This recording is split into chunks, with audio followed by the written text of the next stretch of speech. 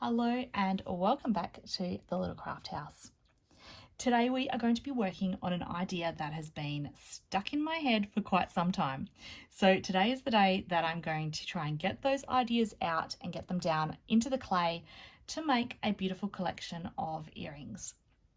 So I'm going to bring you guys along with me as we work through this. I'm going to go through it step by step and talk you through how I'm doing it.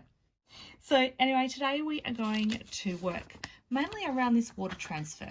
So originally I was planning on using a silk screen, but I saw this transfer sitting in my pile and I thought I've got to use that. So it's absolutely beautiful. This is going to be our base piece. We're going to work around this. So the colors I've chosen to coordinate with it, I've rolled out and got a sheet of Primo Professional Ultramarine Blue. So this one here has been conditioned up and rolled out, so that's going to be used as the base piece. I've also done an extra piece as well, which we're going to use on the top as part of our patchwork. I've got this little tiny piece here, which I think is Primo Turquoise. It was just a little tiny piece left in my container of polymer, and I saw it and thought it's perfect color to match in, but I don't have any more, so I'm going to have to use this one really wisely. I've also, which I don't think I've got enough of this, but I can cut some more. This one here is Cernet Fuchsia. So that's a nice pink, which is going to tie in there.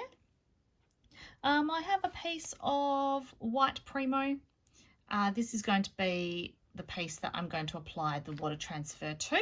Water transfers like to be transferred to white polymer because that way it brings out the colours nice and brightly. It also doesn't really like Fimo. Fimo and water don't really mix well. So if you're using a water transfer or anything with water, Primo and Souffle are the better clays to use. Now, this one here, it's actually a colour mix which I just mixed up together just for the purpose of it matching in beautifully, and I wanted a nice shimmery colour. So I mixed some Cernet Metallic Pearl, which is this one here, and I mixed it with some clay that I had from a sampler pack. So I think this one may be Souffle Turnip. Not 100% sure. It could be something different, but yeah, so I mixed that with the pearl to just give it that nice shimmery effect.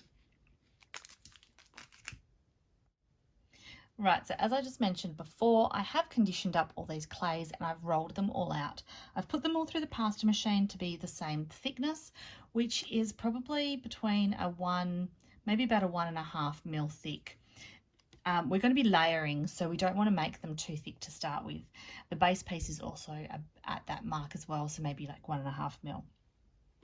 So to start our patchwork, we're going to transfer our water transfer first. Let me move all my clays out the way. Just wipe the bench there.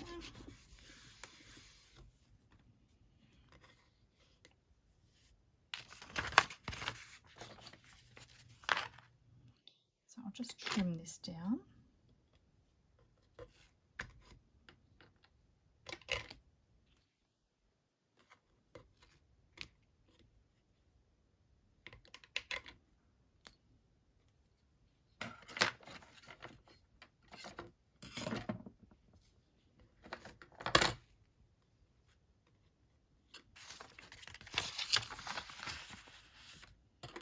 And we don't want to waste the water transfer, so I'm just going to cut it to size. Little snip there, little snip there.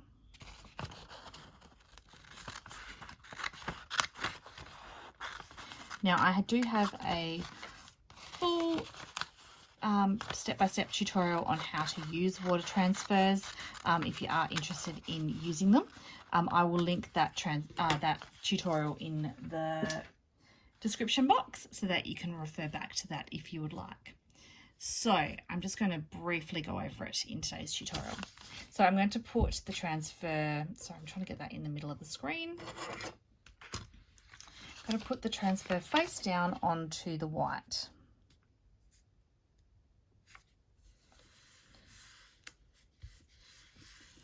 And then just smooth over, and this will bond that transfer to the white clay.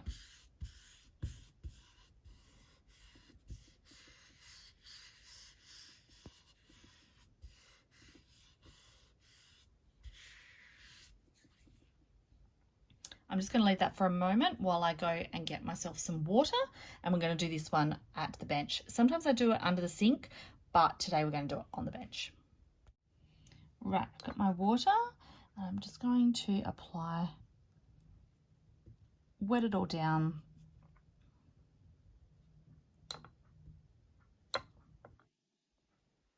We want to give this a nice good soaking.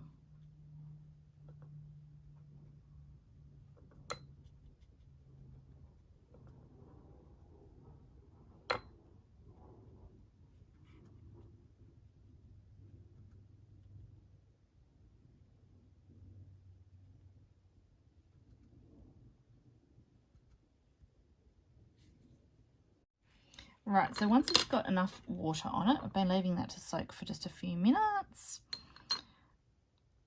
I don't know if you can see, it's already started to lift off. Let's zoom in, and I'm going to wipe off all that paper that has been dissolving.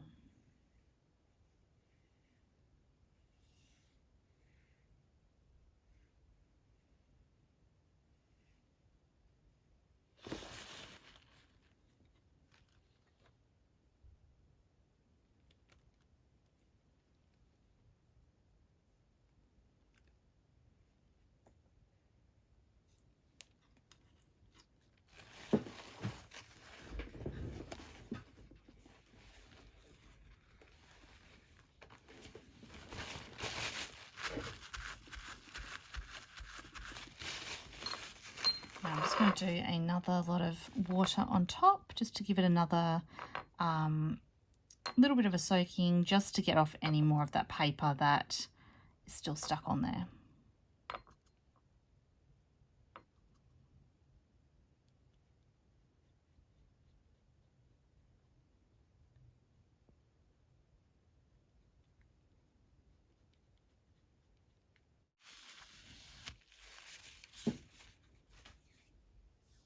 Okay, I'm going to let that sit and dry out a little bit before we start cutting it up. And whilst that's drying, we're going to work on our next pieces of clay. Okay, next up we're going to work with that nice piece of pearl. So what I'm going to do is pop it back through the pasta machine and make it slightly thicker than what my other pieces are.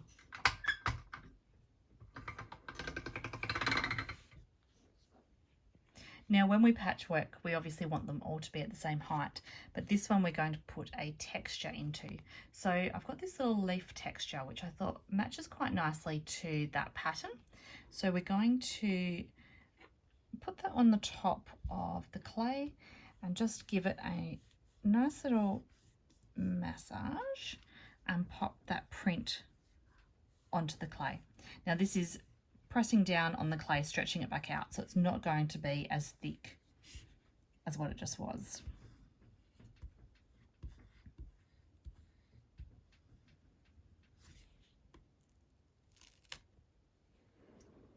That's awesome, that gives it a really nice texture.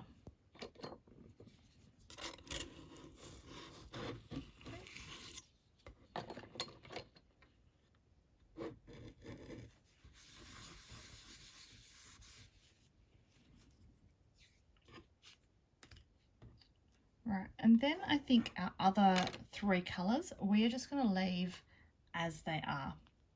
They're just going to be solid colours. What I might do, once we've tiled them all together, I might decide to put in a bit of individual texture on them by using some of my textured tools. But at the moment, this was just the only one that I wanted to transfer the pattern to. The rest of them we can always do afterwards. For those of you who know me and have been along for my tutorials before, you know that I constantly change my mind. So I decided that the pink, I would add a little bit more to that. And I am going to do a silk screen. So I've chosen this one that's got like little petals because I think that that will coordinate quite nicely. So I'm going to do my silk screening. Now, again, I've done silk screen how-to videos before. So again, I will link to a full tutorial in the description box so that you guys can watch that if you're interested. But let's just go do this one quickly. This is my favourite paint. It's the Montmartre metallic paint. It just has this beautiful shimmer to it.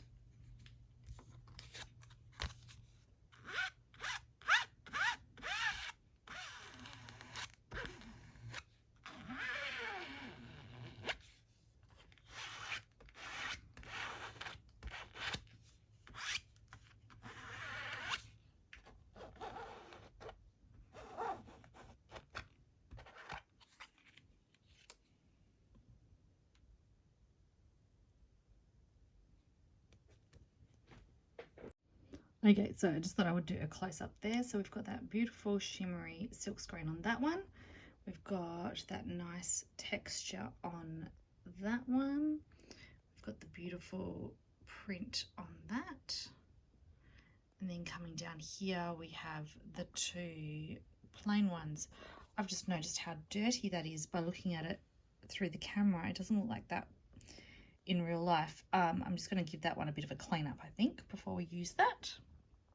Right, so I have grabbed out some of my cutters here. So I've got rectangulars and a square, and I'm going to use the square to cut in half and make them triangular as well. So I'm just going to start cutting out a bunch of shapes from here, and then we can work out the patterns once we have got them all cut out.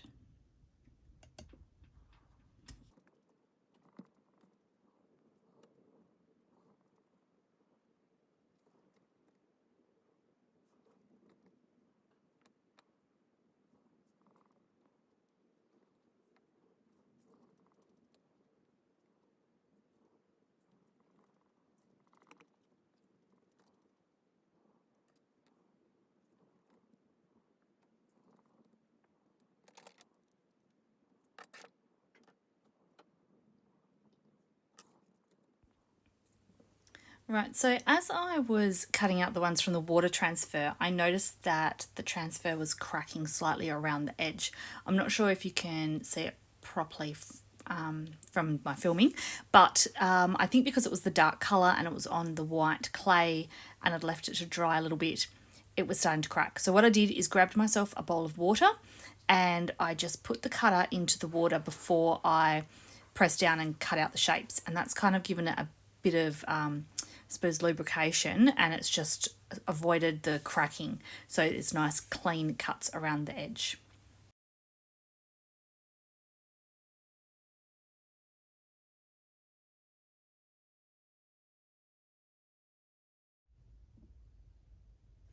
Okay, so I've got as many pieces cut as I think I can for now.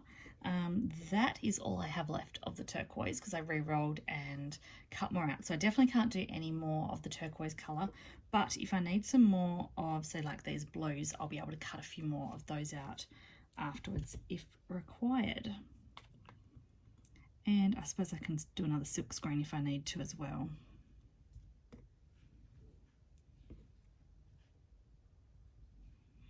Okay, so what I'm going to do is put all of my scraps to the side in case I do need them, and all of the pieces I'm just going to, as I lift them up, I'm going to smooth them out around the edges, making sure they've got nice, clean, sharp edges without any cutter marks left. And so it's important that we smooth out around the edges at this stage, because soon we're going to tile them to make our patchwork pattern. So we don't want to have any messy edges once we get to that stage, because once it goes down on the base clay, we're not going to be able to smooth anything out there. Right, so now we're at the fun stage. We're going to tile out our patchwork. So I think I will just start with a square one in the middle.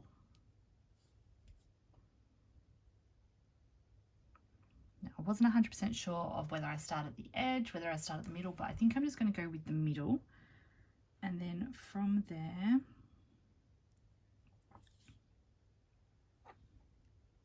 I'm just going to place them all down.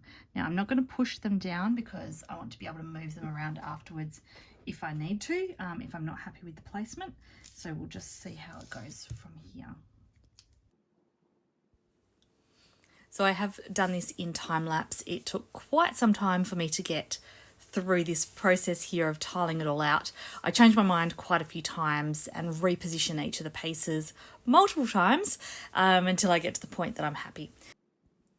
And feel free to skip ahead to 16 minutes and 50-second mark because that's where I finished the tiling process.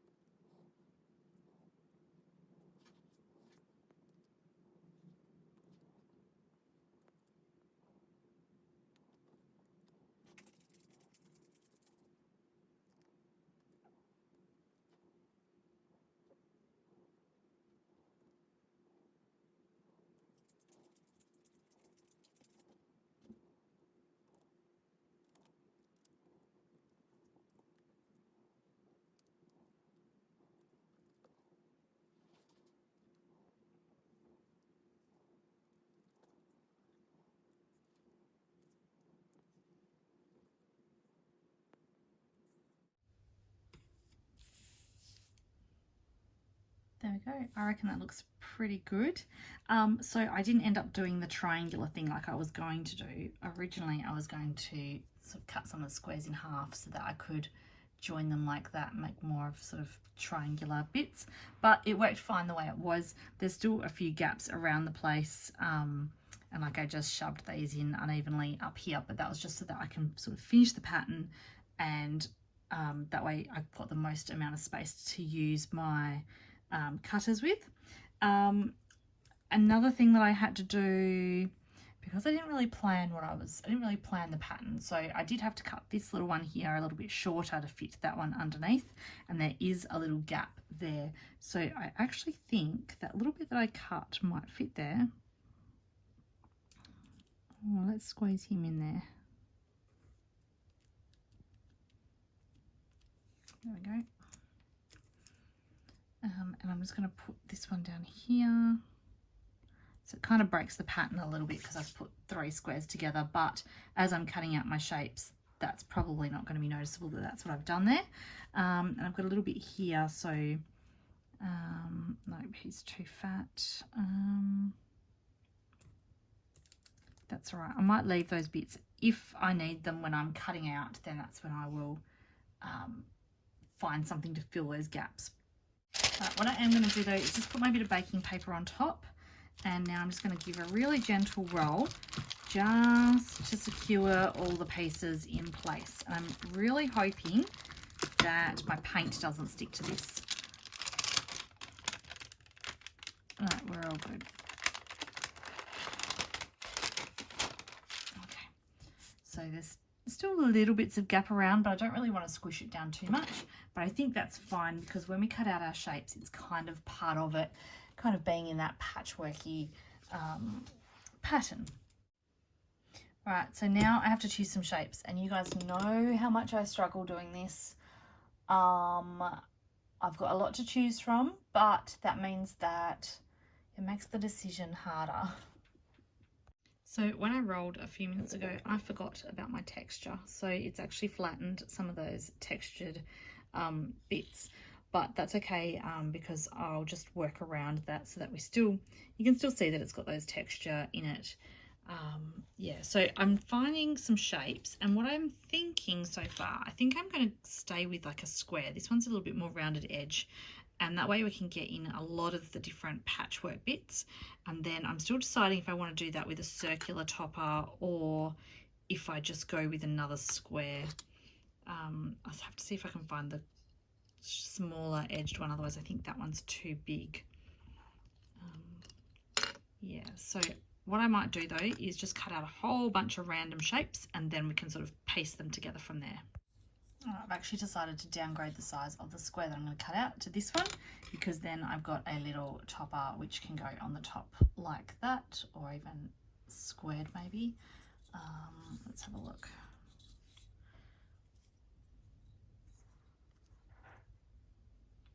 Yeah, we might do it like that. Yeah, let's cut some of those.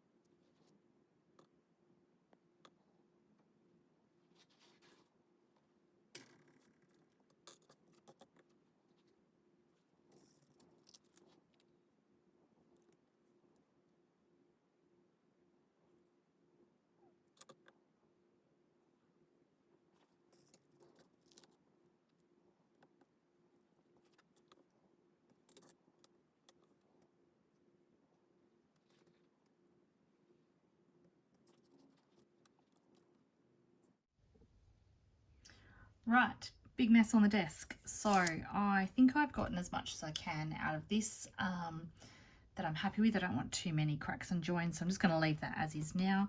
I've got lots of different patchworky shapes. So I think the hearts are my favourite, and I should have done some more hearts, but that's okay. But I've got squares, I've got circles, I've got hearts. So I'm going to pop them all onto my baking tray now and get them in the oven, get them all cooked up, and then going to assemble them. Alright, so going to pop them in the oven and we're going to bake these at approximately 130 degrees, and I'm going to bake them for an hour. So whilst that is baking away, I'm going to mix up these scraps to create a new colour. That way nothing is wasted and I'll be able to use this colour in some other creations.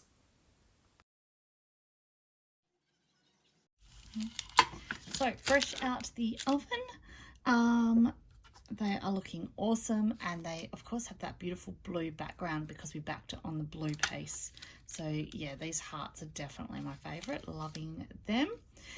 So as you can probably, I don't know if you can see, it's a little bit rough around the edges still, so I'm gonna now go in with the sanding and use my Dremel drill to put some holes in. So I've turned the sound down a little bit here because the drill is quite loud and annoying. You can hear it buzzing away in the background there. So I'm just going to take my Dremel drill. It's got a soft buffing pad attachment, and that's what I like to do the sanding with. I find anything more coarse and hard kind of rips at the clay. So just the soft pad works well enough just to knock off any of that roughness around the side. And I'm going to speed it up here and do it in time lapse just because it is quite a long process. Okay, so I just wanted to stop sanding for a second just to show you a comparison of a piece that has been sanded versus a piece that hasn't been sanded. All right, let's just get that to focus in a bit more.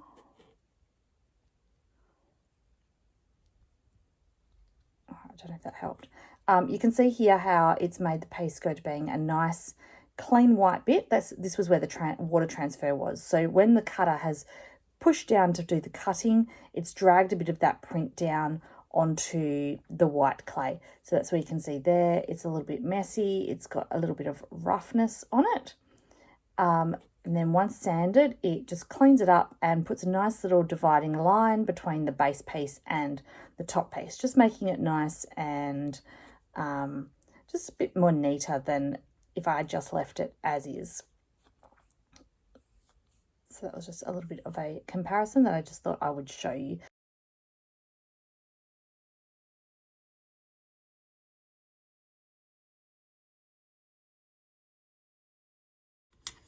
Okay, so just before I get to drilling the holes, I actually forgot a step before.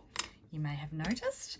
I usually will do this step before I do the sanding, and that is applying a gloss sealer.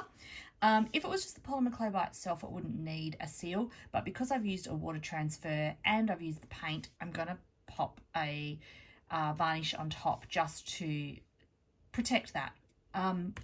So yeah, I would normally do it before I sand.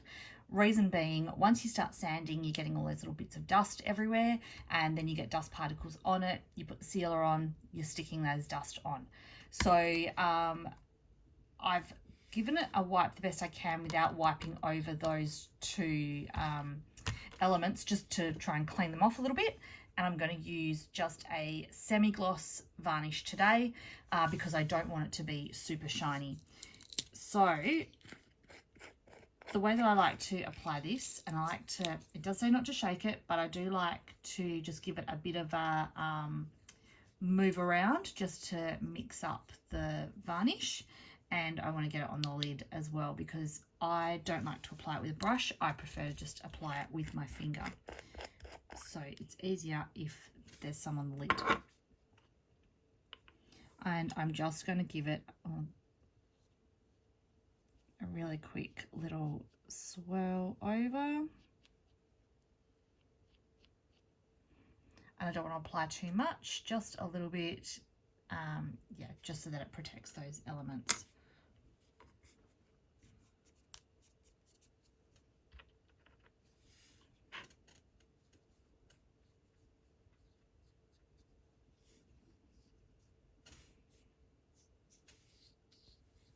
And that varnish doesn't take very long to dry at all. So once it's dry, I've just headed back over to my part of the table where I do the drilling, and I'm just going to drill the holes in all of my components. And then comes the assembling part. So I found some cool little toppers to put on the top of the hearts, and I originally pulled out a bunch of my 8mm silver jump rings, but then I remembered I had these cool coloured ones. So I decided to use the coloured ones instead, and I ended up going back and changing over those silver ones to some pink ones because that's much more fun. And then that brings us to the end. So they're all assembled. I do still have to glue the earring posts on the back of these, but I shall do that afterwards. Yeah, these are all the pairs that I created. So definitely the squares and the hearts are my favourite, but I do also really like the circles too. So I will be picking a pair to keep for myself, and the rest will be going into my market stall stock. So I'd like to say a huge thank you for joining me today. Hope you've enjoyed this tutorial. Yeah, it's been lots of fun playing around and making them. And if you did enjoy today's tutorial, I would really appreciate you guys hitting the like button. Also, don't forget to subscribe if you'd like to see future tutorials, as I try to put a tutorial out each week. Also, if you head over to Instagram and Facebook, I pop up lots of mini tutorials through the week, and I also pop them up in the shorts section here on YouTube too. So thank you once again for joining me. Hope you've enjoyed it. I certainly have, and I will see you again next week with another tutorial. See you then. Bye.